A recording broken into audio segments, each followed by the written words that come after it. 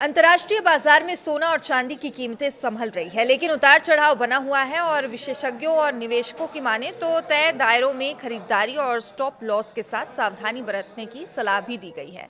नमस्कार, आप देख रहे हैं न्यूज़ 18 का डिजिटल प्लेटफॉर्म और मैं हूं आपके साथ सृष्टि शेखर पांडे।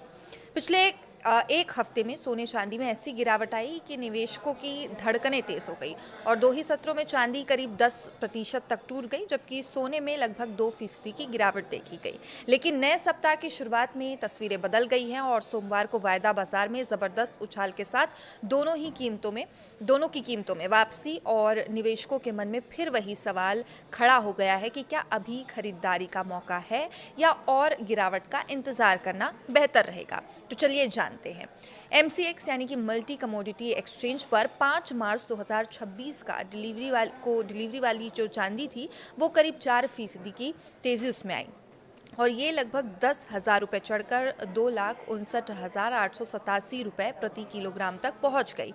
और वहीं 2 अप्रैल 2026 की डिलीवरी वाला सोना 3,049 रुपये उछलकर 1,58,500 रुपये प्रति 10 ग्राम यानी कि 1 तोले पर कारोबार करता दिखाई दिया। इंटरनेशनल मार्केट की बात करें तो सोना पिछले महीने सोने में ऐतिहासिक गिरावट के बाद संभलने की कोशिश ये करता नजर आ रहा है और जनवरी के अंत में रिकॉर्ड ऊंचाई छूने के बाद कीमतों में तेज गिरावट आई, लेकिन अब इस गिरावट का लगभग आधा रिबाउंड हो चुका है। $5,000 प्रति ऑन्स के आसपास झूलता ये दिखाई दे रहा है और सोमवार को इसमें लगभग 1.7% तक की बढ़त भी दर्ज की गई है। अभी चांदी काफ़ी चर्चा में है और वोलेटाइल दिखाई दे रहा है। चांदी की चाल अभी भी इसमें ज़्यादा उतार चढ़ाव इसमें बना हुआ है और सट्टा और कम ओवर द काउंटर कारोबार के कारण इसमें तेज़ हलचल भी देखी जा सकती है। अब रिकॉर्ड ऊंचाई से 1/3 से ज़्यादा टूट चुकी है। चांदी सोमवार को 5% तक उछली और $80 प्रति ऑन्स के ऊपर निकल गई। आने वाले दिनों में बाजार की नज़र अमेरिका से आने वाले आर्थिक आंकड़ों पर रहेगी, खासकर की रोजगार रिपोर्ट और महंगाई के ताज़ा आंकड़े ये संकेत देते हैं कि फेडरल रिजर्व आगे ब्याज दरों पर क्या रुख अपनाएगा। अच्छा, एक रिपोर्ट के मुताबिक अमेरिका के जो कंज्यूमर सेंटिमेंट इंडेक्स है 57.3 तक पहुंचने से कीमती धातुओं का सहारा इससे मिल सकता है और हालांकि सोना और चांदी दोनों में उतार चढ़ाव बना रह सकता है। इसके मुताबिक डॉलर इंडेक्स में हलचल, अमेरिका में आंशिक सरकारी शटडाउन और वैश्विक भू राजनीतिक तनाव के कारण इस सप्ताह बाजार में थोड़ा असंतुलन यानी अस्थिरता दिख सकती है।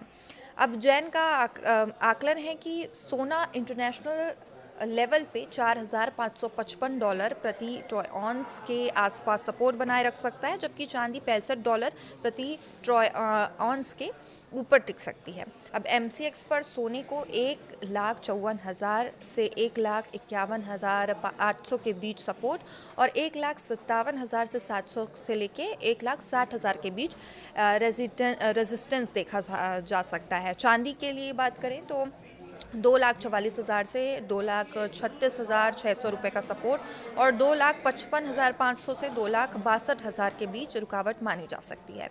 अब सोने में 1,54,000 से 1,52,000 के दायरे में खरीदारी कर सकते हैं।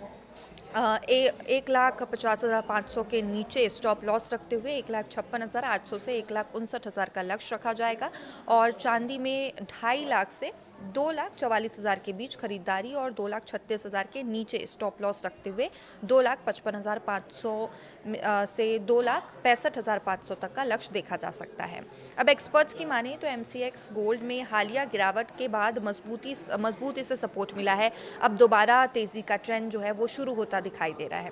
अभी कीमतें करीब 1,59,000 है और चांदी ने भी अपना रुख सकारात्मक कर लिया है और अभी कीमत 2,84,000 है और आगे ये 3,30,000 तक रुक सकती है या जा सकती है।